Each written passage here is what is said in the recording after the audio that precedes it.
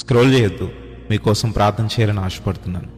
ఈ ప్రార్థన కేవలం నీకోసమే. ప్రార్థనలో ఏకీభవిస్తావా? మహోన్నతుడా, పరిశుద్ధుడా, ప్రేమ కలిగిన మా దేవా, నీ ఘనమైన నామమునకు వందనములు. ఏమిచ్చినా కూడా నీ రుణము మేము తీర్చుకోలేము తండ్రి.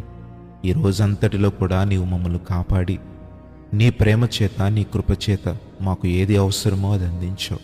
మాకు ఆహారం ఇచ్చి మమ్మల్ని పోషించిన దేవుడవు తండ్రి.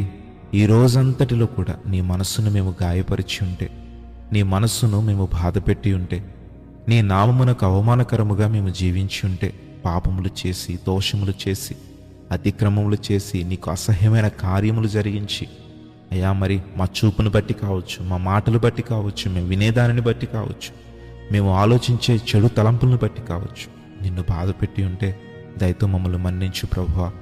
అయా విశ్వాసముతో ఈ ప్రార్థనలో ఏకీభవించిన ప్రతి ఒక్కరిని మీరు దర్శించండి.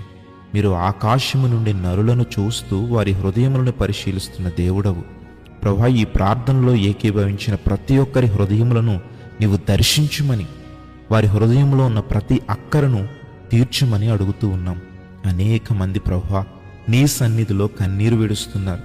అనేకమైన సమస్యల చేత, అనేకమైన ఇబ్బందుల చేత సాతాను వారిని శోధిస్తూ అయా నీ నుండి దూరము చేయాలని ఎంతగానో పన్నాగము పన్ని అయా శోధనను, అయా కృంగుదలను వారి మీదకి తెచ్చి అయా నీ నుండి దూరపరచాలని సాతాను ఎంతగానో ప్రయత్నిస్తూ ఉన్నాడు ప్రభువా. ఈరోజు వారి హృదయమును నిత్య సంతోషముతో నింపి ప్రతి శోధన నుండి విడుదల, ప్రతి సమస్య నుండి విడుదల, ప్రతి అనారోగ్యము నుండి స్వస్థత నీవు దయచేయమని అడుగుతూ ఉన్నావు తండ్రి. ఎందుకంటే నీవే మా కేడము, నీవే మా రక్షణ, నీవే మా సహాయకుడవు, నీవు జీవము కలిగిన దేవుడవు తండ్రి.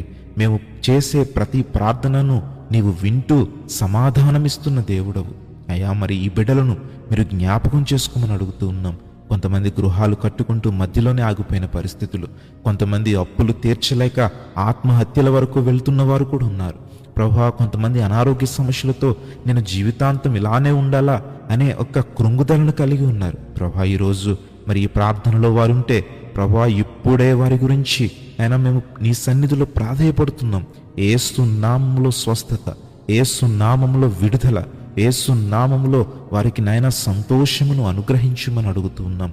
నాయన ఏకీభవించిన ప్రతి ఒక్కరిని దర్శించి నీ కృపచేత ఆదరించుమని, నేను చేసిన నా ప్రార్థనను దేవుడు అంగీకరించి నాకు సమాధానం ఇచ్చాడు అనే ఒక గొప్ప సాక్షిగా వారిని మలుచుకోమని, ప్రతి ఒక్కరిని దీవించి ఆశీర్వదించి జీవితకాలమంతయు నీ కృపాక్షేమముల చేత నింపుమని యేసు నామములో అడుగుచున్నాము తండ్రి.